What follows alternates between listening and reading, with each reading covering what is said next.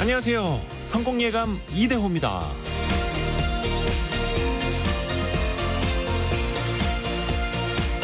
대학을 졸업하고도 취업을 하지 않았거나 구직 활동조차 하지 않는 사람이 400만 명을 넘어섰습니다.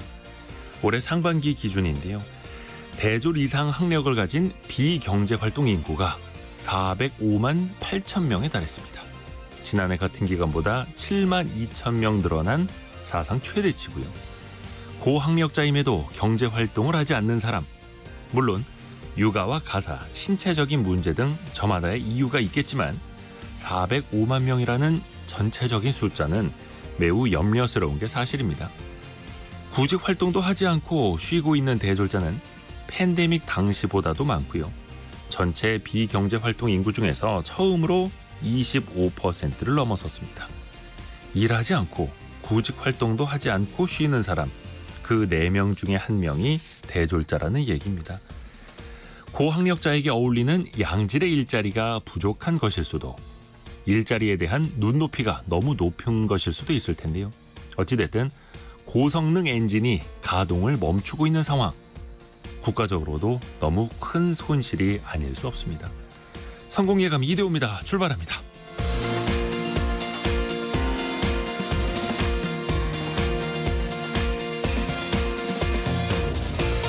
안녕하세요. 이대호입니다. 자, 7월 22일 새로운 한 주가 시작됐습니다. 휴가철이 시작이 되기도 했고요. 또 일부 학교는 이제 방학에 들어간 것도 있죠. 오늘 출근길이 월요일답지 않게 많이 안 막히더라고요. 그래도 또 곳곳에 또 비가 오는 곳들이 있으니까요. 비 피해 없으시길 바라겠습니다. 오늘의 경제상식 퀴즈. 뭔가를 이제 대비해서 준비하시는 분들 요거 참 유념하셔야 될 텐데요. 특히 해외여행 갈 때 여행자 보험을 요즘 거의 많이들 들고 계시죠. 약관이 참 중요한데 특히 이 부분을 꼼꼼하게 확인해야 합니다. 휴대폰 손해를 포함했는데 분실한 경우는 보상이 되질 않거나 항공기가 지연되면 보상받기로 했는데 4시간 이상은 미뤄져야 추가 금액을 돌려받는 식, 이런 게 있다고 합니다. 또 해외 실손 의료비를 따로 가입을 했는데 한국에서 치료받은 비용은 국내 실손과 중복 보상이 되질 않고요. 자, 이렇게 기존 보험 계약에 덧붙여서 가입하는 것이 있습니다. 흔히 2글자로 줄여서 부르는데요. 힌트를 드리자면 특별한 조건을 붙인 약속. 아니 왜 정답을 다들 실업자라고 보내주고 계시지? 끝까지 안 들으시고. 김성우님, 약관이 아니라 특별한 조건을 붙인 약속. 그걸 2글자로 보내주시면 됩니다. 짧은 문자 50원, 긴 문자 100원이 드는 샵 9730으로 보내주시면 되고요. 비용이 들지 않은 KBS 콩 어플리케이션도 좋습니다. 추첨을 통해서 다양한 선물을 보내드리고 있고요. 유튜브를 통해서도 스튜디오 함께 하시죠. 성공예감 이대호입니다. 자주 검색하시면 성공이 가까워집니다.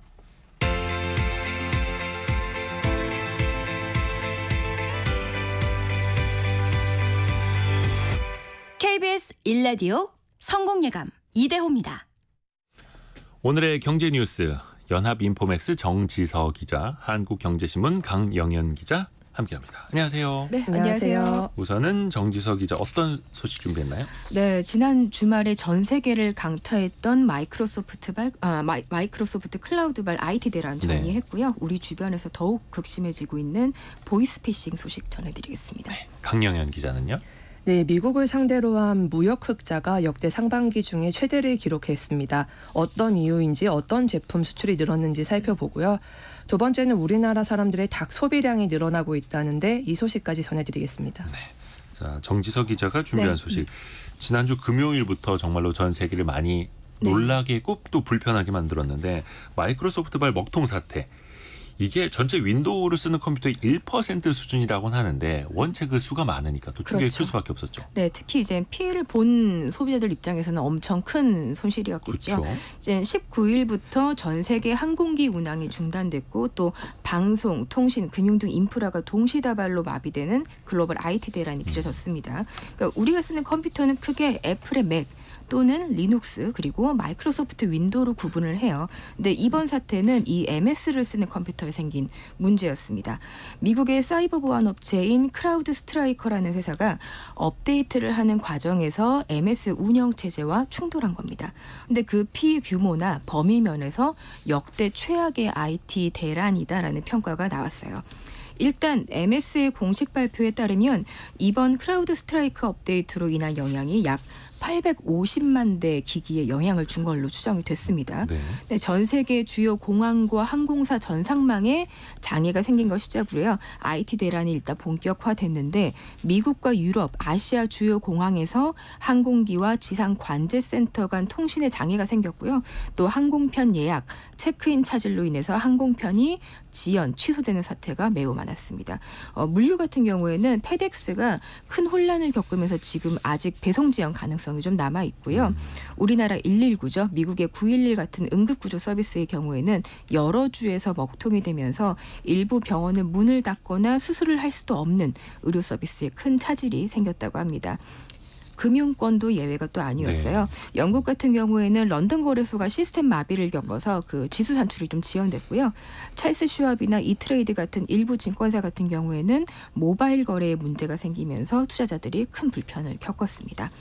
또 유통업계에선 스타벅스가 대표적이었는데 모바일 앱이 안 돼서 고객들이 매장에 직접 방문해서 결제를 했어야만 했고요. 또 자동차 산업에서는 테슬라가 일부 생산 라인의 가동을 중단하기도 했습니다. 지금 뭐 보면은 개막 일주일 앞둔 파리 올림픽 조직위원회 IT 시스템도 좀 영향을 받았다고 해요. 그리고 영국의 맨체스터 유나이티드 축구 티켓 판매가 지연되기도 했다고 합니다. 그러니까 사실 지금 이번 사태로 전 세계의 수많은 기관과 기업의 단말기 화면이 블루 스크린으로 바뀌고 작동을 멈추는 경우가 굉장히 많았는데 그렇다 보니까 사람들이 이걸 죽음의 블루 스크린이다라고 비유하는 표현까지 나왔다고 합니다. 오죽하면 그렇죠. 네. 우리나라에서 가장 대표적인 피해는 네. 저비용 항공사 LCC에서 나타났다고 특히 네. 휴가철인데. 맞습니다. 제주항공, 이스타항공, 에어프레미아 같은 경우에는 이제 발권, 예약 시스템 그리고 온라인 홈페이지가 멈췄어요. 근데 이 LCC 3사가 사용하는 승객 서비스 시스템이 나비테어인데 네. 얘네가 이제 MS를 기반으로 쓰다 보니까 장애가 발생한 거죠. 이들 항공사 같은 경우에는 이제 시스템 오류가 발생하니까 수기 발권으로 체크인을 진행했습니다. 네. 네, 그렇다 보니 팀당 발권에 5분 이상이 소요됐대요. 그래서 공항 카운터에 100m 넘는 줄이 늘어선 탓에 이제 주말 앞두고 공항이 굉장히 혼잡한 분위기가 연출이 됐죠. 또 비행기 출발 시간 또 다가오면 그 줄 선 분들은 또 맞습니다. 초조해지죠. 네, 주말에 휴가철 겹치니까 아이고야. 그 혼잡함이 더했나 봐요. 네. 사고 발생부터 이틀간 220여 편의 항공기가 지연 운항한 것으로 지금 잠정 집계가 됐습니다. 다행히 시스템은 일단 12시간 만에 복구가 지금 됐는데요. 더불어서 국내 항공사와 또 인천공항을 비롯한 우리나라 공항 같은 경우에는 자체 클라우드를 구축하고 있어서 항공편 운항에 차질이 없었습니다. 그래도 다른 나라에 비하면 상대적으로 피해가 덜했던 거죠. 근데 왠가 봤더니 과학기술정보통신부가 집계한 지난해 기준 국내 크라우드 서비스 이용자를 분석해 보니까 아마존 웹 서비스를 쓰는 비중이 60%, 그러니까 절반이 넘었습니다. 맞아요. 그리고 MS 클라우드 애저를 쓰는 비중은 24%로 국내 2위. 그러니까 상대적으로 적다 보니까 다행히 다른 나라들보다는 피해가 좀 덜했던 것 같습니다. 몇 년 전에 그 아마존 웹 서비스가 잠시 먹통됐을 때도 뭐 맞아요. 쿠팡도 멈추고 큰 그렇죠. 혼란을 또 겪은 적이 네, 있었는데 2021년의 일이었던 것 같아요. 네. 이번에는 또 마이크로소프트 쪽이고 이게 다 클라우드라고 해서 네, 데이터 센터에 다 모아져 있는 그 데이터들 맞습니다. 이게 참 편하기도 한데 리스크도 크다라는 걸 또 한 번 우리가 체감을 한 거죠. 네, 클라우드 시장이 전 세계적으로 929조 원 시장이에요. 근데 예. 보니까 이제 전문가들이 이제 이번 사태의 그런 원인이 뭐냐 봤더니 특정 서비스의 과도, 그러니까 특정 기업의 서비스에 과도하게 의존했다라는 점을 많이 지목하더라고요. 실제로 올해 1분기 기준 클라우드 시장 점유율은 이건 전 세계 기준입니다. 아마존 웹 서비스가 30%, MS가 25%, 그리고 구글이 10%로 이 세 개사를 합치면 70%에 육박하거든요. 그러니까 그렇다 보니까 이 소수 회사에 집중된 과점 구조의 문제가 꾸준히 지적이 돼 왔습니다. 이제 그럴 때마다 그런 무슨 이야기가 나왔냐? 멀티 클라우드 클라우드 이야기가 가장 많이 나왔어요. 그러니까 단일 클라우드가 아니라 복수의 클라우드 제공 회사를 통해서 시스템을 다원화하는 거죠. 그러니까 한 클라우드 제공자에서 문제가 발생하더라도 서비스는 문제가 없도록 하기 위해서입니다. 그 말씀하셨다시피 실제로 재작년에 우리나라 KT 네트워크에 이상이 생겨서 결제 시스템이 한번 마비가 된 적이 있었는데 네. 그 당시에 멀쩡했던 게 스타벅스였어요. 여기는 왜냐하면 KT를 비롯해서 복수의 통신사와 다원 통신망을 구축했기 때문이었거든요. 근데 문제가 뭐냐? 그럼 우리도 스타벅스처럼 그렇게 하면 되지 않아? 비용이 문제입니다. 멀티 클라우드 같은 경우에는 여러 클라우드의 비용을 지불하는 것뿐만 아니라 이 클라우드 간 호환성을 고려해서 추가로 개발이나 관리를 하는데 비용이 상당히 많이 투자된다고 해요. 또 여러 클라우드를 사용하는 만큼 해킹 위험도 커지니까 보안 투자가 또 더 더해져 줘야 되고요. 그러니까 요즘에 사실 초연결 사회 이야기를 굉장히 많이 하잖아요. 근데 이 초연결 사회의 핵심적인 문제가 바로 이런 부분입니다. 그렇다 보니까 여러 국제기구에서도 효율성 그리고 IT 서비스의 복원력 사이에서 어떻게 절충안을 찾아야 할지 이 부분에 대한 고민이 가장 크다고 하네요. 그러니까 이중으로 쓰고 분산해서 관리하고 그렇죠. 통신망도 그렇고 데이터 센터 클라우드도 그렇고 보안 시스템도 그렇고 또 그게 소프트웨어적으로 충돌이 되지 않게끔 관리해야 되는 추가로 것도. 더 투자를 해야 되고. 물론 이제 기업 입장에서 뭐 2배, 4배 이렇게 비용이 들겠습니다만 이번 사태를 겪으면서 이게 제대로 분산 관리가 되어 있던 기업과 한쪽에만 속된 말로 몰빵을 했던 쏠려 있었던 기업 사이에서 이제 고객들의 피해가 엇갈린 거죠. 그렇죠. 그래서 또 교훈을 얻을 수가 있습니다. 자, 강영현 기자에게 갑니다. 미국과의 무역에서 우리나라 흑자가 더 커졌어요. 네, 정부에 따르면 올해 상반기에 대미 무역 수지 흑자가 지난해 같은 기간보다 55%가 증가해서 287억 달러를 기록했는데요. 우리 돈으로 약 40조 원 정도가 됩니다. 우리나라 전체 흑자가 231억 달러거든요. 이걸 크게 웃도는 수준인데 이제 한마디로 말하면 이제 다른 나라와의 관계에서 적자가 난 걸 대미 무역에서 메우고 흑자로 전환했다라고 할 수 있을 것 같습니다. 이런 추세라면 올해 대미 무역 수지가 500억 달러대에 달해서 역대 최대였던 지난해의 444억 달러를 넘어설 가능성이 있다는 분석인데요. 한국의 대미 무역 수지는 이 흑자가 증가 추세를 보이고 있습니다. 특히 지난해부터는 미국이 한국의 최대 무역 수지 흑자국으로 자리매김을 했는데요. 한국의 대미 수입에는 큰 변화가 없는데 대미 수출이 급속히 증가한 데 따른 것입니다. 주식시장에서도 미국 쪽으로 수출 많이 되는 기업들 주가가 최근에도 엄청 또 많이 올랐죠. 그 중에서 가장 잘 팔린 품목들, 상품들 한번 살펴볼까요? 네, 자동차가 지난해보다 약 30% 증가한 190억 달러로 약 26조 5천억 원으로 수출액이 가장 많았고요. 이어서 반도체, 자동차 부품, 석유 제품, 컴퓨터 배터리, 기타 기계류, 원동기 및 펌프 등이 많이 팔린 것으로 나타났습니다. 그래서 반대로 미국 입장에서는 무역 적자국 가운데 우리나라 순위가 꾸준히 높아지고 있는데요. 2021년까지만 해도 우리나라는 미국의 10대 무역 적자국에 포함이 되지 않았는데 지난해에는 8위를 기록하면서 10대 무역 적자국에 포함이 됐습니다. 그리고 참고로 조금 전에 관세청이 7월 1일부터 20일까지 우리나라 수출 통계를 냈는데요. 1년 전보다 18.8% 증가한 것으로 나타났습니다. 10개월 연속 증가세를 보이고 있고요. 품목별로 보면은 반도체 수출이 57.5%로 크게 늘어난 것을 알 수 있습니다. 반도체는 지난해 11월부터 두 자릿수 증가율을 보이고 있습니다. 그 밖에도 석유 제품, 그리고 자동차 부품, 가전 제품, 승용차 등도 수출이 증가한 것으로 나타났습니다. 수출 상황도 좋아지고 있고 대미 무역 흑자도 좋아지고 있고 근데 또 갈수록 미국의 대선도 앞두고 있다 보니까 미국에서 돈을 잘 버는 나라와 기업들에 대한 또 견제도 커지지 않을까 또 한편으로는 걱정이 되기도 하고요. 자동차 수출 좋아진다는 얘기도 했는데요. 국내에 등록된 자동차 수가 2,600만 대를 넘어섰어요. 네, 국토교통부 발표에 따르면 지난 6월 말 기준으로 했을 때 자동차의 누적 등록 대수가 2,613만 4천여 대, 그러니까 6개월 사이에 18만 5천 대가 증가를 했습니다. 전체 인구로 따져보면은 2명당 한 대꼴로 자동차를 보유한 셈입니다.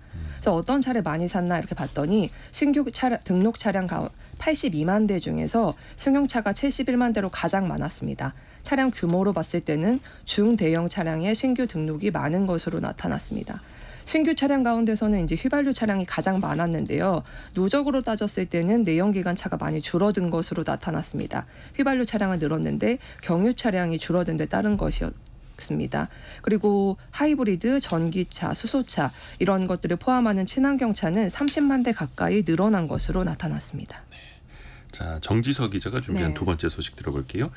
보이스피싱 그 종류만 해도 한 5만 가지는 될 것 같은데 그렇죠. 수만 가지죠. 요즘에는 그 카드 배송을 빙자한 사기가 많다고요. 네, 얼마 전에 검거된 일당의 실제 수법이에요. 한 소비자가 010으로 시작하는 전화를 받았는데 우체국 집배원이 카드 배송 주소를 물었답니다. 그러자 카드 신청한 적 없는데요 라고 얘기를 했더니 네.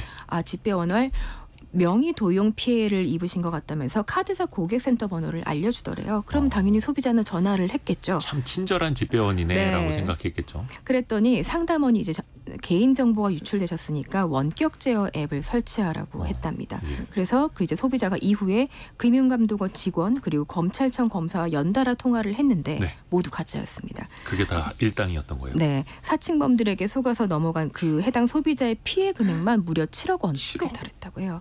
네, 그러니까 이렇게 요즘 보이스피싱 수법 중 하나가 이제 우체국 집배원, 택배기사 사칭이라고 하는데요. 이들의 공통점이 원격 제어 앱 설치를 유도한다고 합니다. 이 악성 앱이 설치가 되면 피해자가 걸고 받는 모든 전화를 사기범이 중간에 가로챌 수 있고요. 또 휴대전화에 정보가 탈취되는 거는 물론 마지막에 증거까지 인멸한다고 해요. 또 새로운 휴대전화를 개통하라고 요구를 하기도 하는데 새로 개통된 휴대전화를 통해서 사기범이 연락을 해서 피해자들의 일거수일투족을 감시하는 거죠. 그러니까 게다가 또 짧은 음성으로 특정인의 목소리를 흉내내는 딥보이스를 활용하는 사기도 전 세계적으로 많다고 합니다. 그래서 요즘 왜 여보세요 이 한마디도 하지 말라고 이야기 많이 하죠. 그래서 이처럼 보이스피싱 기술이 나날이 발전하고 있다 보니까 네. 이 어떤 최근에 이런 새로운 수법을 꼭 인지해 두실 필요가 있을 것 같습니다. 이호재님도 그런 비슷한 전화를 받고 속을 뻔하셨다. 네. 홈페이지에 들어가서 통화하고 나서야 스팸이라는 걸 확신했다. 그러니까요. 지금 생각해도 땀이 난다고. 그리고 6357님이 층간소음 보이스피싱도 있다고. 층간소음이요? 야, 이거 아랫집입니다라고 전화해서 막 이럴 수도 있겠네. 별의별 게 다 너무 있습니다. 무서운 세상인데요. 또 하나가 그 주식 투자에다 손해 보신 분들 그 손실 복구해 드립니다라고 하면서 접근하는 것도 많아요. 네, 죄질이 너무 나쁘죠. 이거 얼마 전에 법원에서 주식 투자 손실금 보상을 미끼로 접근해서 수십 명에게 약 35억 원을 가로챈 혐의로 재판에 넘겨진 신종 보이스피싱 총책에게 중형이 선고됐습니다. 이 사람들 보니까 주식 리딩방 회원 가운데 손실을 본 투자자만 표적으로 삼았어요. 그래서 자신들을 모 투자그룹 피해 보상팀입니다라고 속인 뒤에 달러와 동일한 가치가 있는 가상화폐로 손실을 보상하겠다며 접근을 했습니다. 대신에 아무런 가치가 없는 사기 코인을 손실 투자자들에게 전송을 해주고 마치 보상을 한 것처럼 속인 다음에 본인 인증 같은 걸 이유로 해서 신분증, 공인인증서 취득한 다음에 이걸 이용해서 손실 투자자들 명의로 된 카드사 등에서 최대 3억 원의 비대면 대출을 실행해서 돈을 가로챘습니다.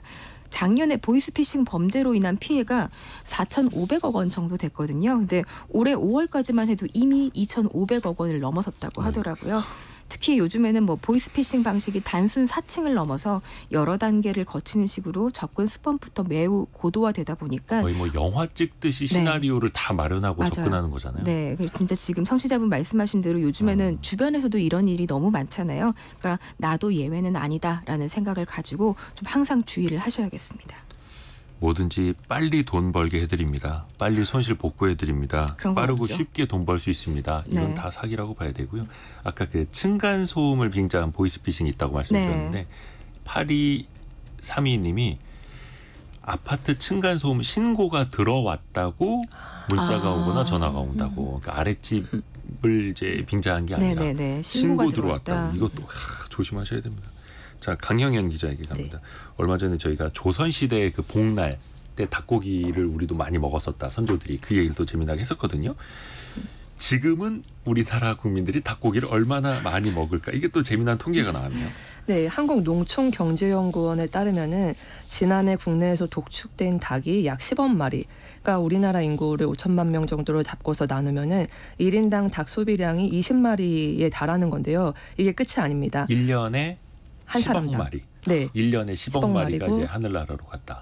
우리 네, 뱃속으로 그렇게 갔다. 말하니까. 네. 아, 네. 좋게 표현하면 우리 뱃속으로 들어왔다. 네. 그래서 근데 이게 끝이 아니라 예. 여기에 23만여 톤의 닭고기가 수입이 됐습니다. 그러니까 이게 국내 생산량의 약 3분의 1 수준이라고 해요. 예. 그러니까 아까 국내에서 도축된 10억 마리 그리고 수입량을 합치면 1인당 평균 닭고기 소비량이 1년에 26마리에 달한다는 결과가 나왔습니다. 26마리요? 네. 그러니까 52주잖아요, 1년에. 그러니까 2주에 한 번씩은 한 번. 닭고기 한 마리씩 먹었다는 거네요. 네. 닭고기 소비량이 빠르게 늘고 있는데요. 네. 그러니까 닭고기가 대중화되기 훨씬 이전인 1970년대를 보면은 국민 1인당 1년의 소비량이 1.4kg에 불과했다고 합니다.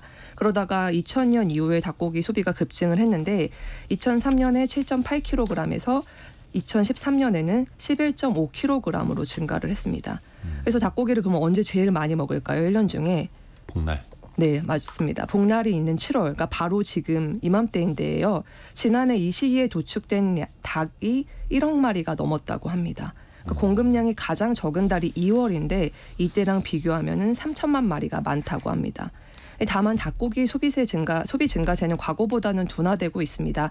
2018년부터 5년간은 연평균 2% 늘어나는데 그쳤는데 이게 직전 5년간 4.3%랑 비교하면 절반 이하거든요. 아무래도 기본적으로 소비량이 많아지니까 추가로 소비되는 것이 많지는 않은 것 같습니다.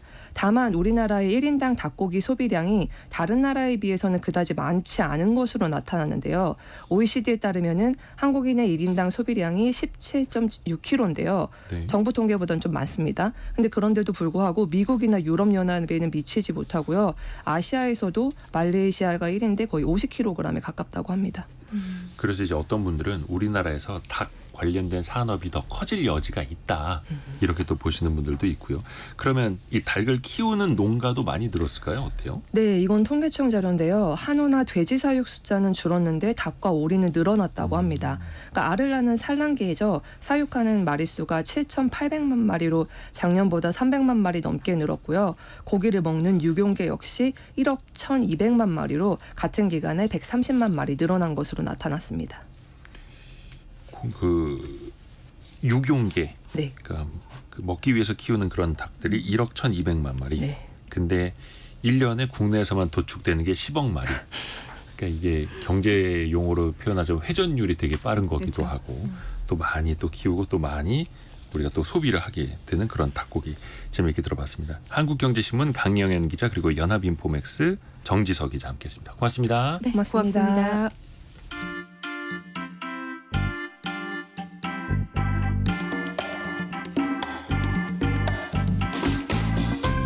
지금 여러분께서는 KBS 일라디오 성공예감 이대호입니다를 듣고 계십니다. 참여해주신 여러분께는 추첨을 통해 아름다운 식탁 창조 주비푸드에서 자연에서 갈아 만든 생와사비를, 쉽고 빠른 판촉물 제작 시너지 기프트에서 진동 클렌저 마사지기를, 그리고 성공예감에서 준비한 커피 쿠폰을 보내드립니다. 당첨자는 성공예감 이대호입니다 홈페이지에서 확인하세요.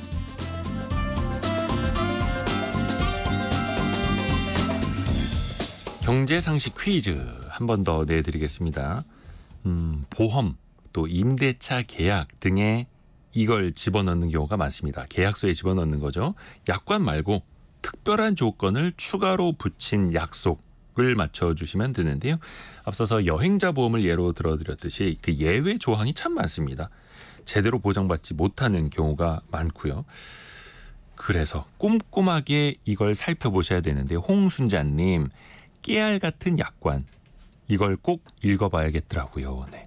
배영수님도 깨알같이 표기한 것들 확인 안 하면 손해본다는 얘기 하도 들어서 안 그래도 노안인데 온 얼굴을 찌푸려가면서 확인합니다.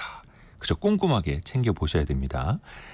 그리고 9643님 내용이 너무 알차고 배울 게 많아요. TV 드라마 안 보고 성공예감 이대호입니다. 라디오 듣고 있어요. 아유 감사합니다. 감사합니다. 5543님 KBS 라디오는 저에게는 특별한 약속입니다. 이렇게도 보내주시고 또 힌트도 보내주시고 아이고 감사합니다. 자, 2글자로 보내주시면 됩니다. 짧은 문자 50원, 긴 문자 100원이 드는 샵 9730이나 KBS 콩도 좋습니다.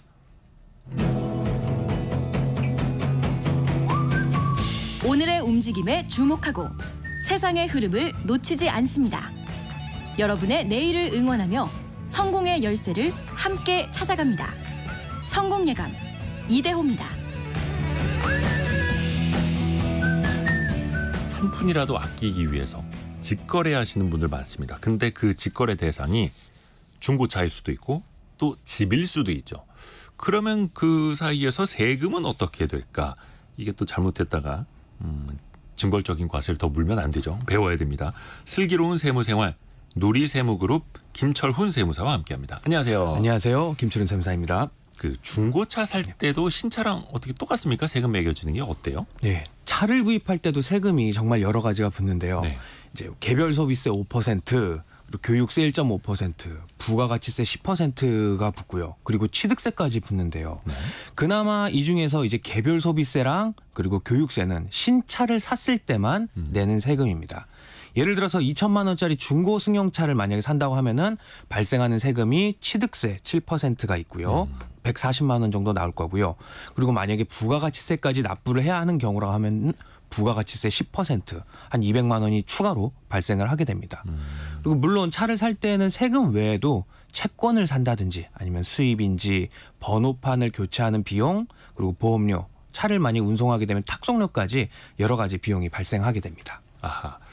그리고 내야 하는데 금액 면에서 가장 많이 차이가 날 수 있는 게 아무래도 중고차랑 신차 사이에서는 네. 취득세 예. 아닐까요? 이게 또 크잖아요. 맞습니다. 예.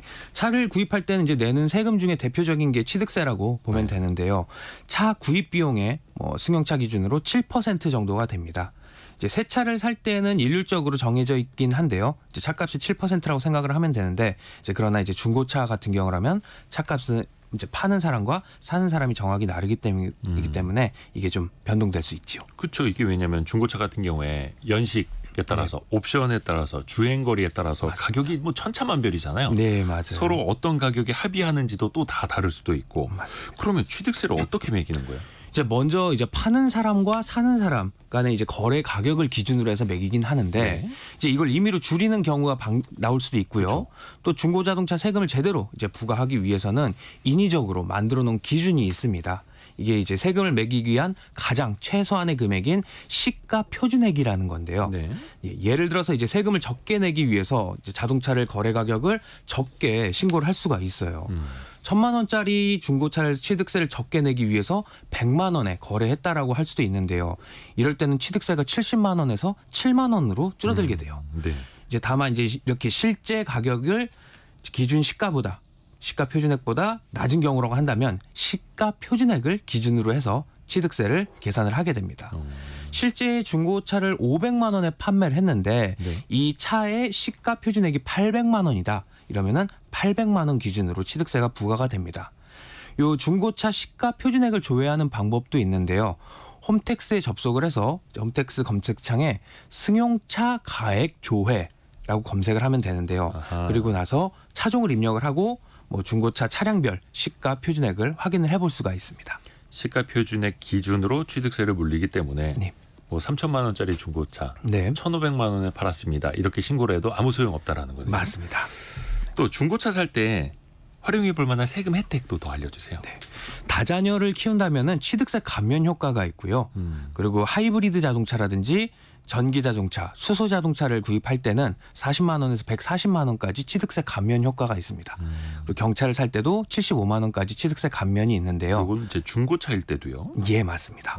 그래서 이제 절세 꿀팁을 이용하려면 본인의 구입하는 차가 취득세 감면 혜택을 받을 수 있는 대상인지 확인을 해보고요. 네. 만약에 해당한다면 신청을 해야 돼요. 이건 본인이 신청을 해야만 받을 수 있기 때문이고요.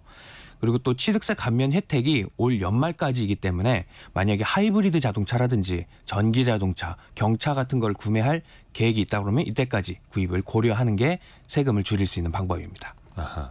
그리고 또 하나 회사 업무용으로 중고차를 살 수도 있잖아요. 네. 이때는 그러면 세금도 비용 처리가 다 됩니까? 네, 많이 들어오는 질문인데요. 네. 업무용으로 중고차를 구입을 하고 나서 사용을 하게 되면 감가상각이라는 걸 통해서 비용으로 인정받아서 세금을 줄일 수가 있습니다. 네. 근데 아쉽게도 이제 차를 구입한 연도에 한 해의 비용으로 다 줄일 수 있는 게 아니라요. 5년 동안 보통 5년에 걸쳐서 비용 처리를 할 수 있습니다. 이제 차를 구입할 때 들어간 각종 세금이라든지 이전 비용들도 다 비용 처리가 가능해서 세금 줄이는데 사용을 할 수가 있는데 이때는 이제 챙겨둬야 되는 증빙이 이제 세금 계산서 현금 영수증, 뭐 자동차 계약서 이런 것들을 잘 챙겨야 세금을 줄일 수가 있습니다.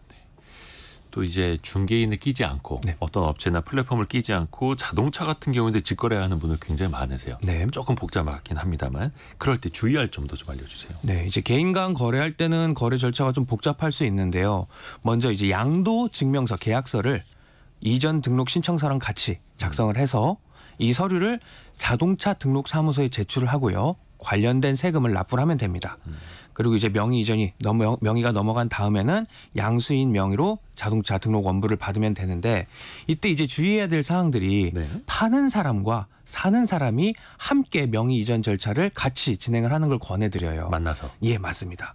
이제 거래일을 기준으로 거래 전에 있었던 자동차세 뭐 체납이라든지 네, 과태료, 범칙금 뭐 이런 것들 압류된 내용들이 있을 수 있기 때문에 이런 것들을 꼭 확인하는 게 중요하고요. 확인하는 방법은 가장 기본적으로 자동차 성능 기록부라든지 지자체 또는 경찰청 교통민원 24 이런 데서 확인이 가능하고요. 그에 따라서 매매 계약서를 잘 작성하는 것도 중요합니다. 사기 전에 잔금 치르기 전에 예, 맞습니다. 확인을 하셔야겠죠. 그리고 또 하나가 자동차세를 1년치를 미리 납부하면 좀 할인 혜택 받아서 네. 연초나 뭐 이럴 때 미리 좀 내놓는 경우가 있잖아요. 네. 그러면은 차를 팔 때 내가 1년치 미리 세금 내놨는데 이거 아깝잖아요. 네. 돌려받을 수 있나요? 네, 당연히 돌려받아야죠. 예, 자동차세 같은 경우는 1년치를 미리 납부를 하게 되면은 할인을 받을 수가 있어요. 그렇죠. 그래서 이제 1년치를 미리 납부하신 분들이 많이 있는데요. 그러다가 뭐 연중에 판매를 하게 되면 본인이 미리 냈던 부분만큼은 돌려받을 수가 있어요. 미리 이제 자동차세를 납부를 하고 중간에 이제 판매를 하게 되면 그날까지 일할로 계산해서 돌려받을 수가 있는데 이 미리 냈던 자동차세를 돌려받기 위해서는 서류 자동차세 일할 계산 신청서에 이제 소유권이 변동됐다는 내용을 같은 서류를 첨부해서 지방자치단체에 일할 계산 신청을 하면은 돌려받을 수가 있습니다. 그러면 1년 365일 그 비율로 따져서 이제 돌려준다라는 거죠. 네. 심지어 요즘에는 진짜 그 고가 주택까지도 네. 주택까지도 직거래하는 경우가 있거든요. 물론 뭐 이제 지인끼리 거래하는 경우도 있고 네. 이때 신경 써야 할 세금은 뭐가 있을까요? 예, 부동산을 거래할 때는 이제 양도소득세, 증여세, 취득세를 조심해야 되는데요. 중개사 없이 직접 거래를 하게 되면은 계약서 작성하는 것도 조심해야 됩니다. 이제 특히 다운 계약서라든지 아니면은 사기 매물을 조심해야 되는데요. 네. 다운 계약서를 만약에 작성을 했다 하면은 취득세의 3배 이하의 과태료가 나올 수 있고요. 가장 중요한 거는 본인이 작성을 안 했다라면은 받을 수 있었던 비과세라든지 감면 혜택을 못 받게 되니까는 이 점 주의해야 됩니다. 아무래도 이제 직거래는 부모 자식 간 거래가 좀 많이 있을 것 같아요. 네. 이게 양도 거래가 될 수도 있고 아니면 아예 증여가 될 수도 있겠고 그럴 때 각각 어떤 세금이 어떻게 나오는지도 좀 알려주세요. 네, 이제 주택을 주는 부모 입장을 먼저 설명을 드리면 자녀에게 이 주택을 파는 형태로 넘기게 되면 부모 입장에선 양도소득세가 네. 나오게 되고요. 만약에 자녀에게 그냥 주게 되면은 부모에게는 세금이 나오지 않고 자녀에게 증여세가 나오게 됩니다. 증여세는 이제 받는 사람이 내는 거니까. 맞습니다. 네. 네. 그리고 이제 받는 자녀 입장에서 보면은 자녀는 일단 아파트나 집을 양도로 받든 증여로 받든 무조건 취득하는 거기 때문에 취득세가 나오게 되는데요. 이때 이제 부모에게 살 때가 그냥 받은 증여 때보다 취득세가 훨씬 적습니다. 그러니까 증여로 인해서 받는 취득세가 살 때 나오는 취득세보다 훨씬 많고요. 또 이제 증여세 부분을 보면은 부모님에게 집을 사는 경우라고 한다면 증여세가 나오지는 않지만 부모님에게 집을 받는다면 증여세가 나오는데 이제 시세대로 제대로 팔거나 증여했을 때 경우를 말씀드린 거고요. 만약에 이거보다 더 시세보다 더 저렴하게 팔거나 증여를 할 때는 그 싸게 준 만큼은 또다시 증여했던 걸로 보기 때문에 가족같이 이렇게 특수관계의 거래에는 우선적인 세무조사 대상이 되기 때문에 잘못하면 가산세도 나올 수 있으니까 조심해야 됩니다. 시세보다 싸게 준 만큼을 또 증여를 한 걸로 본다. 예, 맞습니다. 그리고 가족 간 거래는 우선적인 세무조사 대상이다. 조심해야 됩니다. 아, 그러네요. 근데 이것도 주택 가격에 따라서 그럼 증여세가 어떻게 또 달라질 수 있습니까? 네, 너무 비싼 집을 이제 팔거나 줄 때는 증여세가 나올 수 있으니까 조심해야 되는데요. 네. 이제 집을 부모님에게 산다고 하더라도 그 시세보다 많이 싸게 사면은 증여세가 나올 수가 있습니다. 그 기준이 어떻게 되냐면 이제 거래 가액이 최근 3개월 동안에 거래되었던 시세, 실거래가보다 30%나 또는 3억 원 이상의 차이가 나게 되면 이 부분에 있어서 증여세가 나오게 돼요. 시세의 30%나 네, 또는 3억 원을 초과해서 예, 맞습니다. 차이가 나게 되면 그러니까 너무 싸게 팔았을 때 맞아요. 예를 들어 볼게요. 시세가 만약에 10억짜리 아파트를 자녀에게 8억에 판다고 하면은 이제 3억을 넘어가지 않죠. 차이 금액이 네. 2억이기 때문에 증여세는 안 나오게 됩니다. 근데 이제 6억에 팔게 된다. 그러면은 차이가 3억을 벗어나게 되기 넘어가니까. 때문에 증여세가 나올 수 있으니까 조심해야 됩니다. 이것도 이제 너무 과도하면 바로 딱 이제 눈에 띈다라는 거죠. 네, 세무당국 맞습니다. 입장에서. 부모 입장에서 양도세는 얼마나 내게 되는 건지도 알려주세요. 네, 이제 양도세라는 거는요. 그 집을 얼마에 샀고 얼마 동안 가지고 있었고 그리고 또 다른 주택이 있는지 없는지에 따라서 양도소득세는 이제 천차만별로 나오게 되기 때문에 네. 그 금액을 말씀드리긴 좀 어렵긴 한데요. 앞에 조금 전 말씀드렸던 증여세랑 비교를 하자면은 안타깝게도 이제 양도하는 부모는요. 거래가액이 30% 차이가 아닌 5%까지만 인정을 해줍니다. 그러니까 5% 이상 만약에 차이가 나게 되면 시가로 다시 계산을 하게 돼요. 이제 조금 전에 이제 8억에 팔게 되면은 자녀에게는 증여세가 나오지 않는다고 말씀드렸어요. 이유는 이제 3억 이상 벗어나지 않았으니까. 그러니까 자녀 입장에서는 3억, 네, 30%까지 시세보다 차이가 나지 않으면 증여세가 나오진 않지만 예. 부모 입장에선 그 30%가 아닌 5% 기준이기 때문에 부모가 만약에 자녀에게 8억에 팔게 되면 그 8억에 팔았다라고 인정해 주지 않고요. 10억으로 다시 계산을 해서 양도소득세를 납부하게 됩니다. 야, 이게 조금 복잡한데 그러니까 네. 자녀 입장에서 증여세가 나오는 것과 네, 부모 입장에서 양도세가 나오는 것. 네, 그 어떻게 될까? 봐주는 좀 버퍼라고 기준이? 될까? 그 예. 폭 그게 예. 다른 거네요. 다릅니다. 증여세는 이제 시가와 차이 금액을 30%까지 벗어나더라도 인정해주겠다. 30%까지는 인정해주겠다 이거고요. 양도세는 5%. 5%. 그래서 5%를 벗어나게 되면 그걸로 인정 안 해. 다시 시가에 맞춰서 다시 계산하겠어 해서 세금을 매기게 됩니다. 세무당국이 봐주는 그 폭이 증여일 경우엔 30%, 네. 양도일 경우엔 5%. 예, 야, 맞습니다. 이게 차이가 크네요. 네. 그리고 아까 청취자분 질문 중에서 아마 자동차 그 직거래할 때 문자를 보내주신 것 같은데 박성춘님이 매매 당사자끼리 시가의 절반으로 세금을 신고하면 문제가 되나요? 이것도 아까 그 시가 표준 예.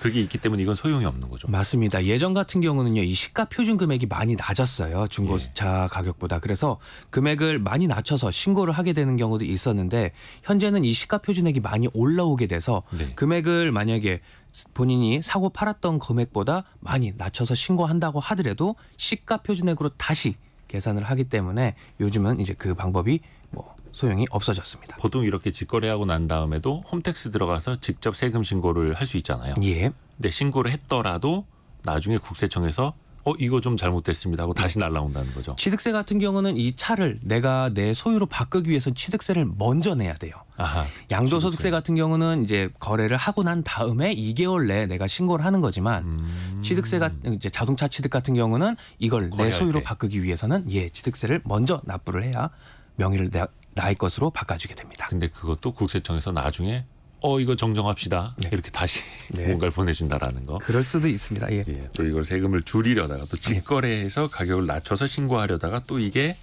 안 좋은 결과가 또 나올 수 있다라는 것도 맞습니다. 배웠습니다. 네. 김철훈 세무사와 함께했습니다. 고맙습니다. 감사합니다. 라디오 정보센터 다녀옵니다. 오늘 새벽 6시 반쯤 경기도 시흥시 정왕동의 2층짜리 공장에서 불이 나 한때 대응 2단계가 발령됐습니다. 소방당국은 소방장비 44대와 인력 130명을 투입해 1시간 30여 분 만에 큰 불길을 잡았습니다. 질병관리청은 지난해 7월 말부터 올해 6월 말까지 11개월 동안 항공기 기내 위생 점검을 실시한 결과 국제선 항공기 1,702편 중 약 13%인 222편에서 장 독소성 대장균과 장염 비브리오균 등 병원균이 검출됐다고 밝혔습니다. 카카오의 SM엔터테인먼트 시세 조작 의혹을 수사하는 검찰이 카카오 창업자 김범수 경영쇄신위원장의 시세 조정 혐의를 지난해 2월 28일 하루로 한정한 것으로 확인됐습니다. 국유지에 허가받고 지은 건물의 임차인들에게 무단 점유를 이유로 변상금을 물리는 것은 부당하다는 대법원 판단이 나왔습니다.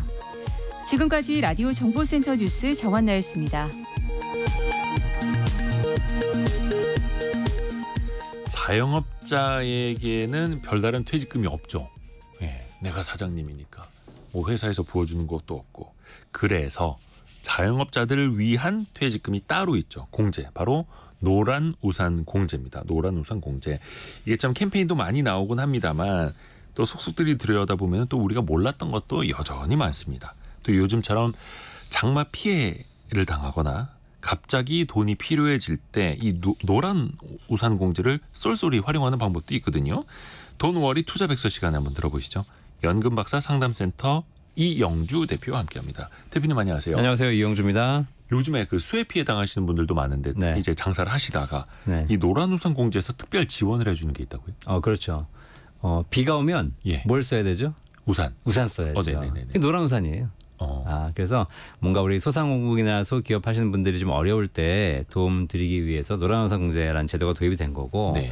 특별히 이렇게 수해 피해를 당하신 분들을 위해서 지금 노란 우산 공제에서 그 만기에 받을 수 있는 공제금을 먼저 받을 수 있도록 쌓여 있는 돈을 다 찾아갈 수 있도록 해드리는 제도를 좀 운영하고 있고요. 네. 그다음에 만약에 내가 공제금을 담보로 대출을 받아야 되겠다. 그러면 무이자로 대출이 가능합니다.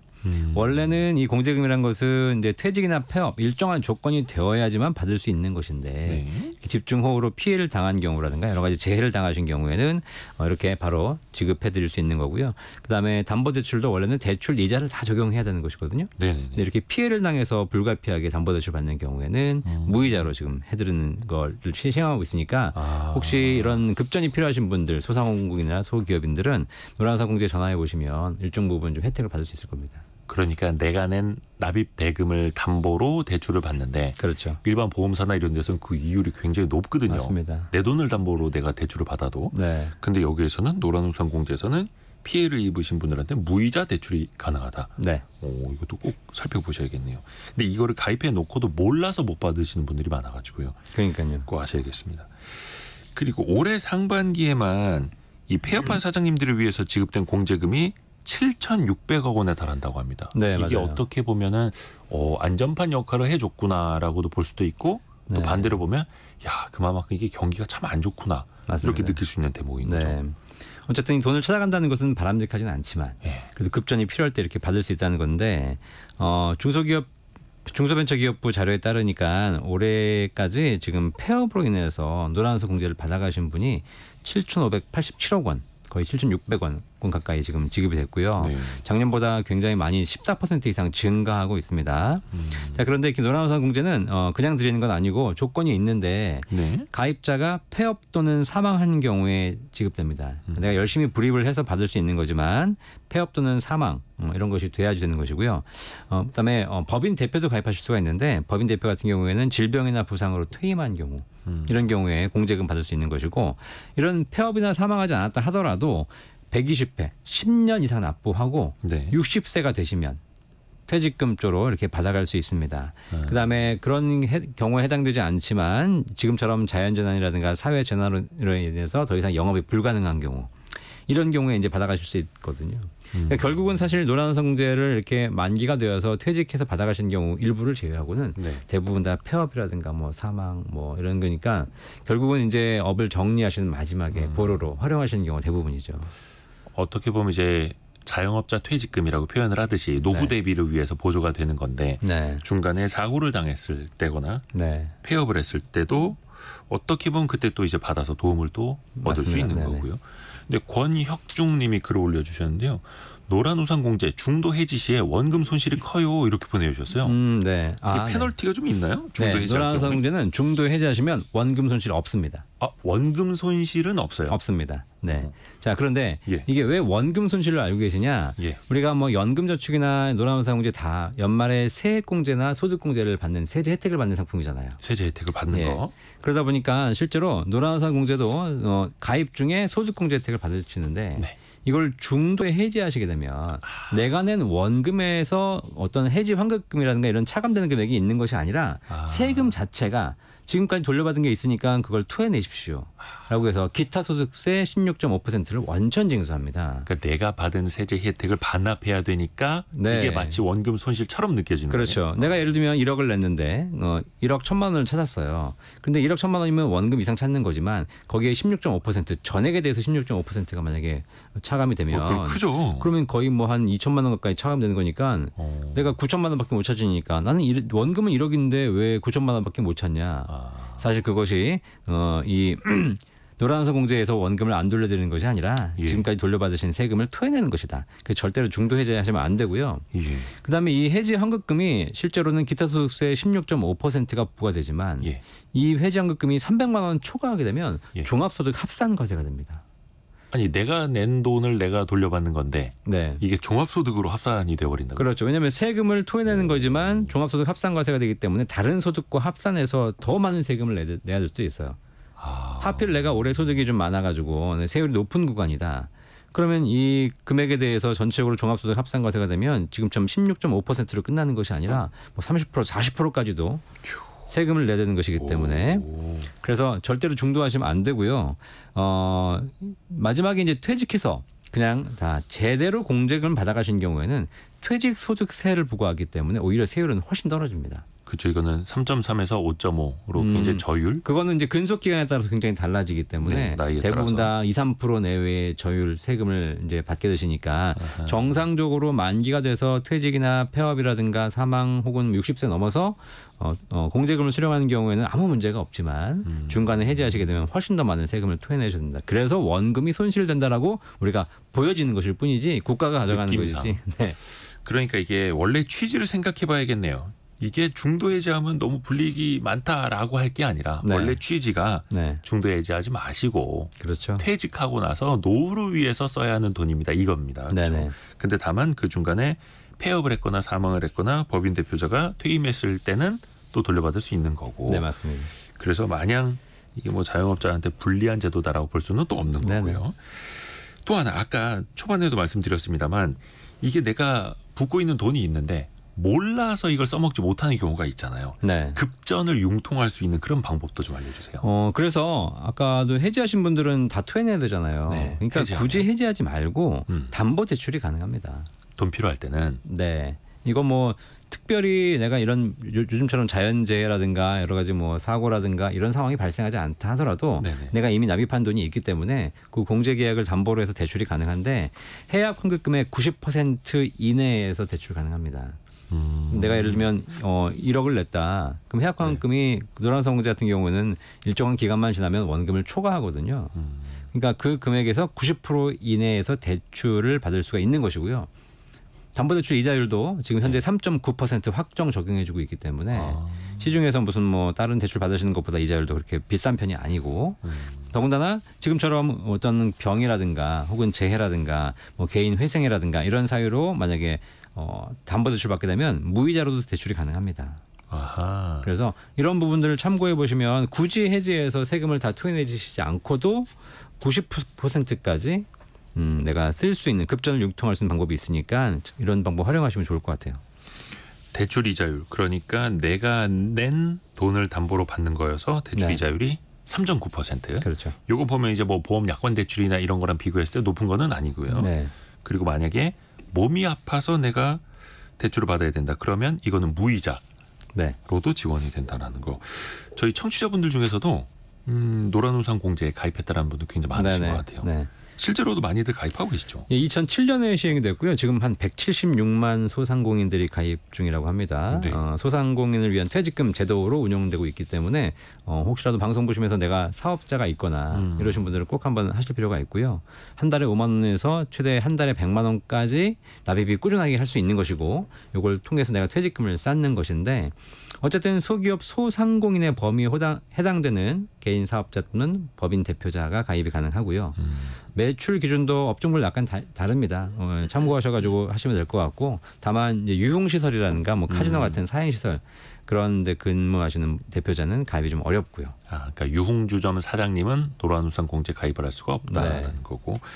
근데 그 자영업자들도 개인적으로 IRP나 각종 그 퇴직을 위한 저축 상품들 가입하실 수 있잖아요. 네, 맞아요. 그거랑 비교했을 때 노란우산공제는 그럼 비교 우위가 있느냐 이것도 네. 따져봐야죠. 사실 노란우산공제의 가장 큰 장점 중에 하나가 예.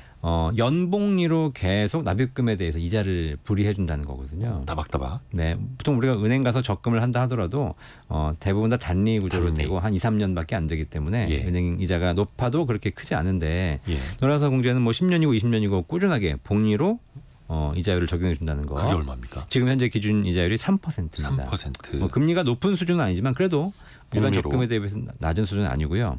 또 하나 가장 큰 장점이 뭐냐면 납입한 금액에 대해서 소득공제 적용받을 수 있습니다.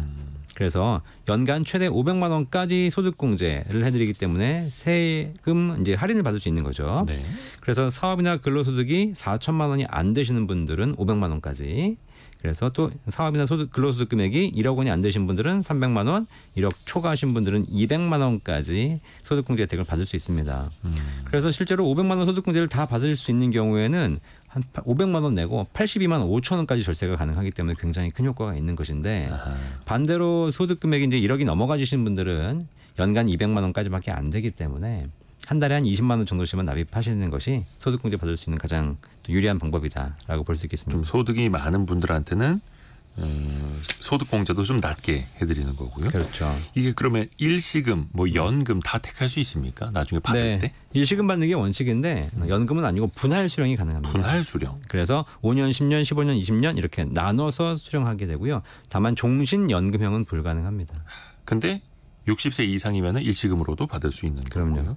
또 다른 혜택도 좀 알려주세요. 일단 최근 좀 어려울 때 이렇게 압류라든가 이런 걸 당하신 분들이 계신데 법률에 의해서 노란우산공제금은 압류가 금지되도록 돼 있고요. 압류 방지 통장이 있거든요. 요거 네. 만들어서 받으시게 되면 압류가 안 되고 있고 또 정책자금 받으신 분들이 계세요. 이런 분들 노란우산공제 가입하고 계시면 0.1%포인트 우대금리도 적용해드리고 있고 가입자 대상으로 각종 복지 혜택이 있으니까 네. 찾아보시면 도움 받을 수 있는 게 좀 더 있으실 겁니다. 노란우산공제 살펴봤습니다. 연금박사 상담센터 이영주 대표였습니다. 고맙습니다. 감사합니다. 자, 2부에서는요. 개미스쿨 시간으로 김영익 교수와 만나는 날인데요.